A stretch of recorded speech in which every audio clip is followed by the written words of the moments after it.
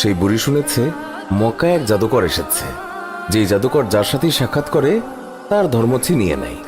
বুড়ি সেই জাদুকর থেকে পলায়ন করছিল এই ভয়ে যে সেই জাদুকর যেন তার বাপদাদার ধর্ম তার কাছ থেকে ছিনিয়ে নিতে না পারে। হঠাৎ সেই রাস্তা দিয়ে মহানবী সাল্লাল্লাহু আলাইহি ওয়াসাল্লাম যাচ্ছিলেন। বুড়ি মহানবী সাল্লাল্লাহু আলাইহি ওয়াসাল্লামকে দেখে বলল, বাবা, এই মালগুলি আমার মাথায় উঠিয়ে দিতে পারবে কি? মহানবী সাল্লাল্লাহু আলাইহি ওয়াসাল্লাম যখন মালগুলি তুলে দিতে গেলেন তখন তিনি দেখলেন মালগুলো খুবই ভারী, আর এত ভারী যা বুড়ি উঠাতেই পারবে না। তখন মহানবী সাল্লাল্লাহু আলাইহি ওয়াসাল্লাম তিনি বুড়িকে বললেন, এটার তো খুবই ওজন, আপনি যদি অনুমতি দেন আমি আপনার এই মালগুলি আপনি যেখানে বলেন সেখানে দিয়ে আসব। বুড়ি তো খুবই খুশি, সে খুশি মনে অনুমতি দিল।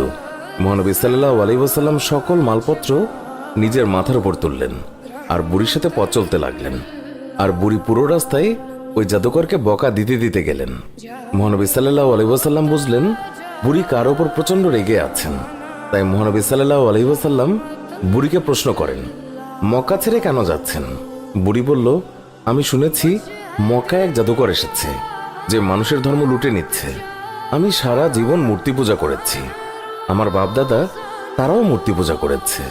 আমি চাই না আমার এই বয়সে বাপদাদার ধর্ম আমার কাছ থেকে ছিনিয়ে নিক, তাই আমি মক্কা শহর ছেড়ে চলে যাচ্ছি। মহানবী সাল্লাল্লাহু আলাইহি ওয়াসাল্লাম বুড়ির কথা শুনে তার মাল ফেরত দেননি, বরং যত্নের সাথে মাথায় করে বুড়ির সব মালামাল বহন করে নিয়ে গেলেন।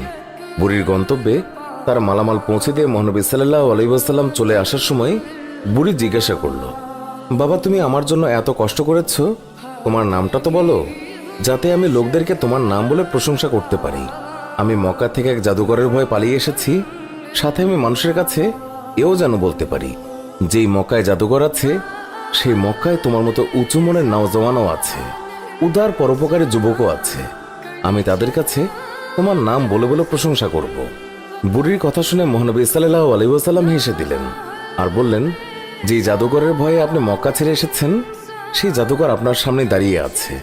বুড়ি বলল, সত্যি সত্যি আপনি মুহাম্মদ? হুজুর বললেন, হ্যাঁ, আমি সেই মুহাম্মদ। তখন বুড়ি বলল, তাহলে আপনার জাদু আমার উপর ক্রিয়া করে ফেলেছে। সুবহানাল্লাহ, আপনি আর দেরি করবেন না, আমাকে পাক কালেমা পড়িয়ে দিন, লা ইলাহা ইল্লাল্লাহু মুহাম্মাদুর রাসূলুল্লাহ।